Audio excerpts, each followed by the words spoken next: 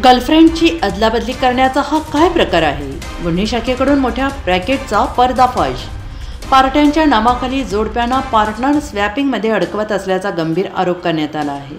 एका मुलीने तक्रार केली की तिला ओळखीच्या एका व्यक्तीने त्याच्यासोबत आणि त्याच्या मित्रांसोबत शारीरिक संबंध ठेवण्यास भाग पाडलं.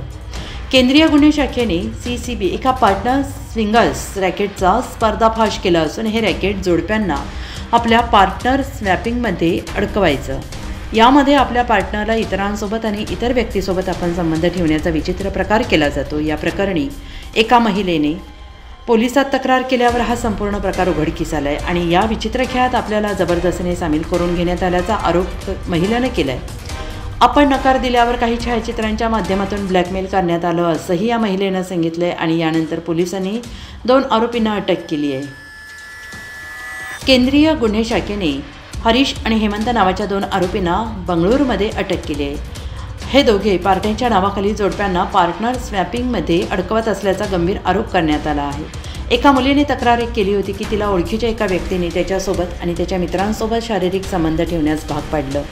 तरुणीने याला विरोध केला असता आरोपीने तिचे खासगी फोटो व्हायरल करण्याची धमकी दिली आणि या तक्रारीनंतर केंद्रीय गुन्हे शाखेने या प्रकरणाचा तपास सुरू केला.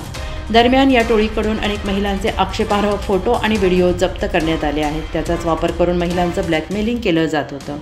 अधिकाऱ्यांचं म्हणणं आहे की बंगळुरूच्या बाहेरील भागात व्हॉट्सॲप ॲपद्वारे पार्टी आयोजित करायचे. या पार्ट्यांमधून जोडप्यांना पार्टनर स्वॅपिंगमध्ये फसवलं जायचं. पीडित मुलीने तक्रारीत म्हटलं आहे की आरोपीने तिचा गैरफायदा घेतला. आरोपी तिला आणि इतर महिलांना शारीरिक संबंध ठेवण्यासाठी बळजबरी करायचा.